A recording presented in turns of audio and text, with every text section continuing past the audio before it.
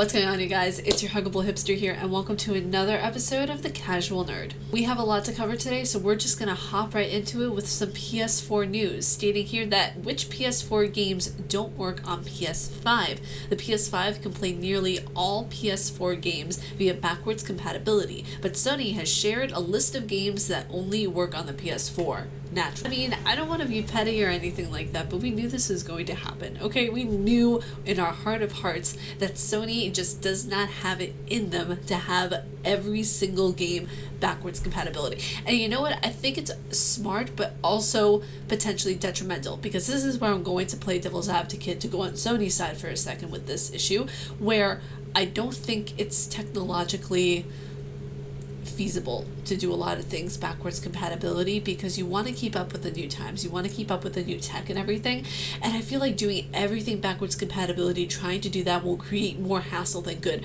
but also it's a downfall for the company because so many people want to play their old games all on one console instead of having to keep all of their old consoles. You know what I mean?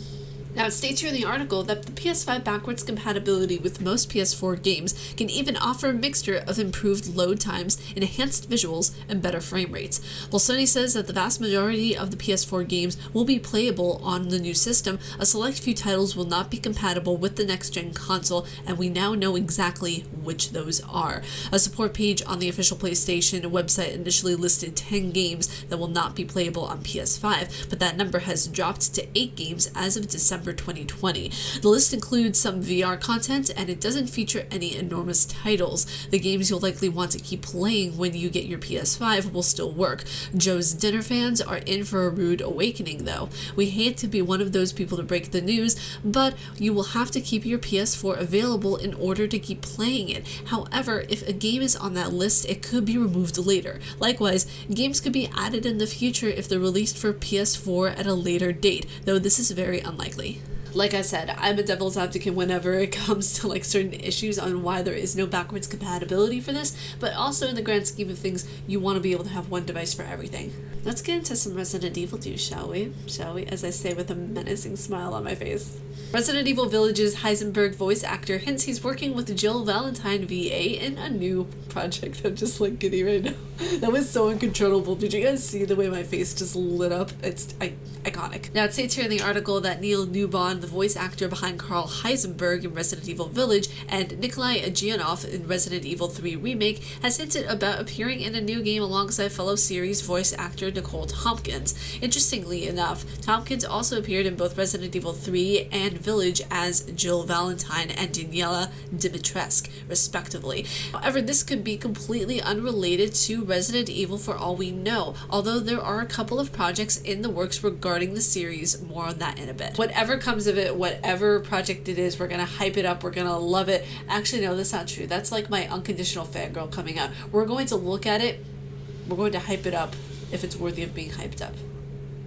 That's better. That's objective. Now, this is something I'm actually really excited about, and a few of my friends actually tagged me in this too, so it's perfect that I would cover it, right? Wuchang Fallen Feathers looks like a Chinese take on Bloodborne, complete with gut-ripping counterattacks. And this I'm really excited about. I might actually do a trailer review on this game because it looks really legit and really awesome. And the creatures, oh my god, just the inner gore lover in me is just so happy. Now, it states here in the article that set in the chaotic final years of the Ming Dynasty, Wuchang Fallen Feathers is an exploration of the hauntingly beautiful landscapes of Imperial China and the battle against mysterious forces that transform a grim reality to supernatural horror. So after a man-eating monster appeared, people are suffering from feathering, a disease which causes them to grow feathers. Out you go with your sharp weapons and firearms to cut them down. It does wear Bloodborne inspirations pretty plainly, down to gun blasts leading into gut-gouging encounters. But hey, Bloodborne is the best From Software Soulsy game yet rarely imitated.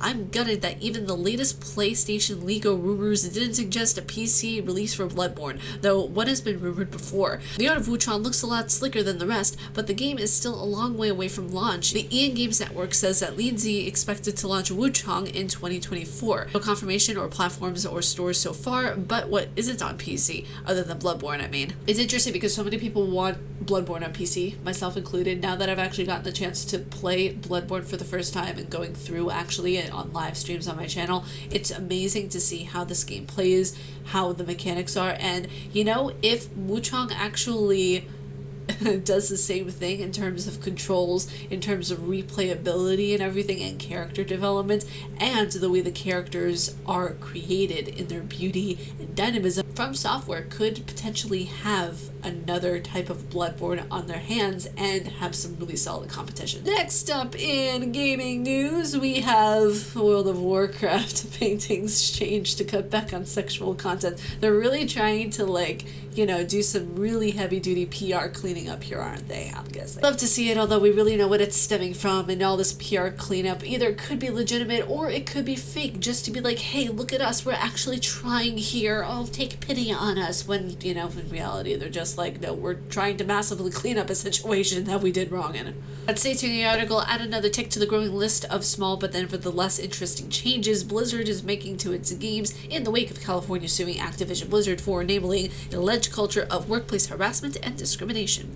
This time, World of Warcraft developers have altered 2 paintings found in-game to remove or reduce sexual elements. Spotted by World of Warcraft head, a painting of a lounging woman in a revealing harem-style slip and mask has been replaced with a painting of a fruit. You know, I don't mind suggestive paintings. I don't mind them, I really don't. But when you go too far and you're just doing it to appease people, when in reality you should be taking care of bigger issues like, I don't know, safeguarding the people who work for you. That's a lot more important than covering up a pair of boobies. I would love to be able to see companies take responsibility and just own up to the fact that, you know, the people that they hire really put them in a compromising position. The thing is that I don't care what is, you know, sexually suggestive in a game at times. Sometimes it actually adds to what the game is.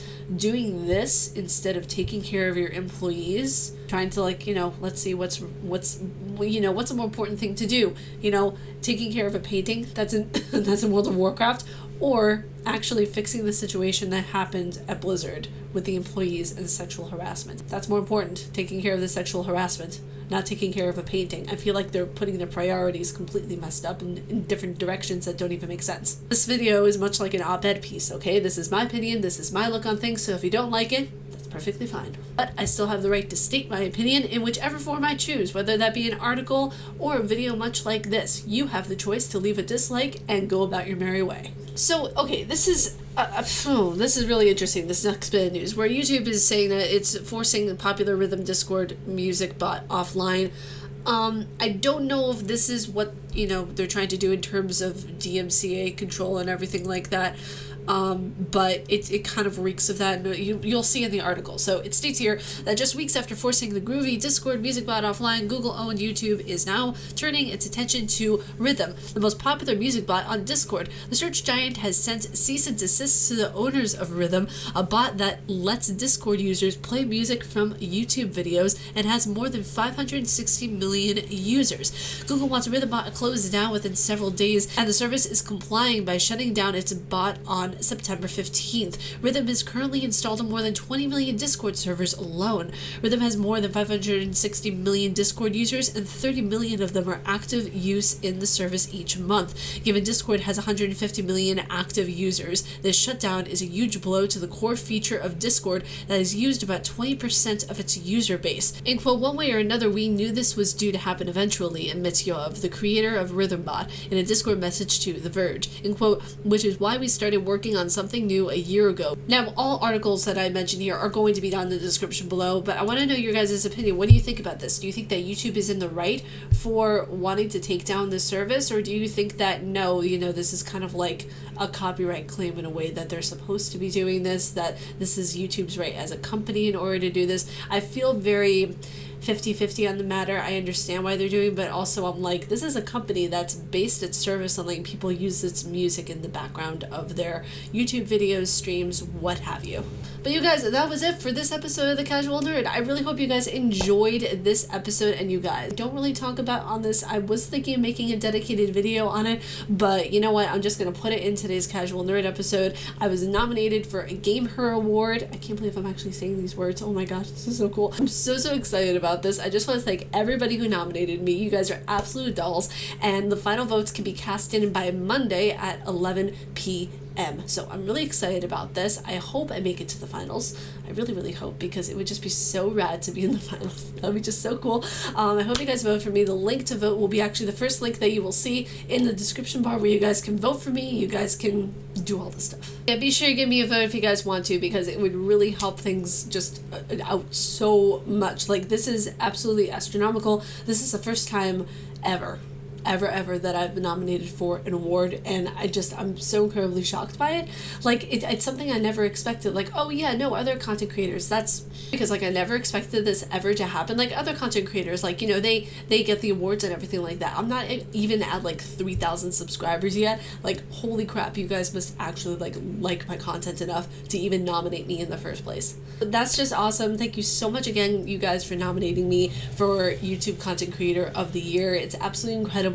Again, if you guys want to vote for me to be in the finals, go down there in the link below that will be provided. Yeah, like I said, you guys have until 11:59 p.m. to vote on Monday, and the Twitch stream that's going to be going up with the award ceremony is going to be in November. I have to get the date and time, but it's going to be happening in November, and I'm really excited about it.